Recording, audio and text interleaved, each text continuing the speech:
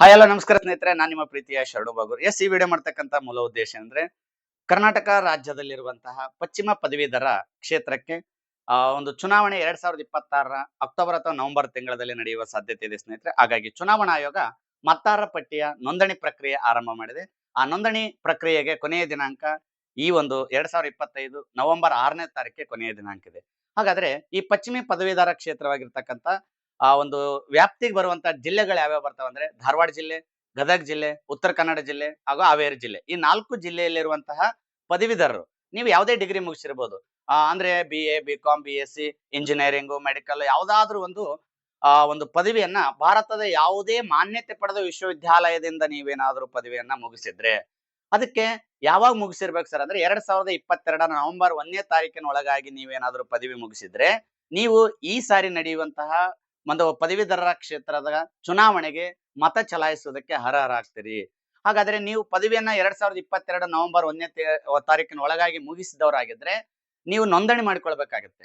ಎಲ್ಲಿ ನೋಂದಣಿ ಮಾಡಿಕೊಳ್ಬೇಕು ಸರ್ ಅಂದ್ರೆ ನಿಮ್ಮ ಸಂಬಂಧಪಟ್ಟಂತ ತಾಲೂಕು ಮಟ್ಟದ ಚುನಾವಣಾಧಿಕಾರಿಗಳಂತ ಇರ್ತಾರೆ, ಅಲ್ಲಿ ನೀವು ನೋಂದಣಿ ಮಾಡಿಕೊಳ್ಬೇಕಾಗುತ್ತೆ. ಏನೇನ್ ಡಾಕ್ಯುಮೆಂಟ್ಸ್ ಬೇಕು ಸರ್ ನೋಂದಣಿ ಮಾಡ್ಕೊಳಕಂದ್ರೆ ನಿಮ್ಮ ಡಿಗ್ರಿ ಪಾಸಿಂಗ್ ಸರ್ಟಿಫಿಕೇಟ್ ಬೇಕು, ಇಲ್ಲಾಂದ್ರೆ ಕಾನ್ವಿಕೇಶನ್ ಸರ್ಟಿಫಿಕೇಟ್ ಬೇಕು, ಇಲ್ಲಾಂದ್ರೆ ಏನಂತ ಕೇಳಿದಾಗ ಒಂದು ಕೊನೆಯ ಸೆಮ್ಮಿನ ಪ್ರಮಾಣ ಪತ್ರ ಅಥವಾ ಮಾಸ್ ಕಾರ್ಡ್ ಬೇಕು, ಇಲ್ಲಾಂದ್ರೆ ಎಲ್ಲಾ ಸೆಮ್ಮಿನ ಮಾಸ್ ಕಾರ್ಡ್ಗಳು.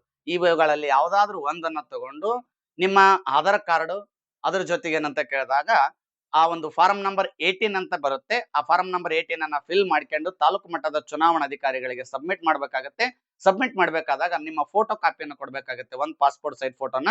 ಆ ಫೋಟೋ ಕಾಪಿಯ ಬ್ಯಾಕ್ ಗ್ರೌಂಡ್ ವೈಟ್ ಇದ್ರೆ ಚೆನ್ನಾಗಿರುತ್ತೆ, ಯಾಕಂದ್ರೆ ಚುನಾವಣಾ ಆಯೋಗ ಇನ್ಸ್ಟ್ರಕ್ಷನ್ಸ್ ಕೊಟ್ಟಿದೆ ಮತದಾರ ಪಟ್ಟಿಯಲ್ಲಿ ನಮ್ಮ ಹೆಸರನ್ನ ಫೋಟೋ ಕಾಪಿ ಪ್ರಿಂಟ್ ಮಾಡೋದ್ರಿಂದ ಬ್ಯಾಕ್ ಗ್ರೌಂಡ್ ಡಾರ್ಕ್ ಇತ್ತಂದ್ರೆ ಚೆನ್ನಾಗಿ ಬರಲ್ಲ ಅನ್ನೋ ಕಾರಣದಿಂದ ಅದು ರಿಜೆಕ್ಟ್ ಆಗುವ ಸಾಧ್ಯತೆ ಇದಾವೆ ಸ್ನೇಹಿತರೆ.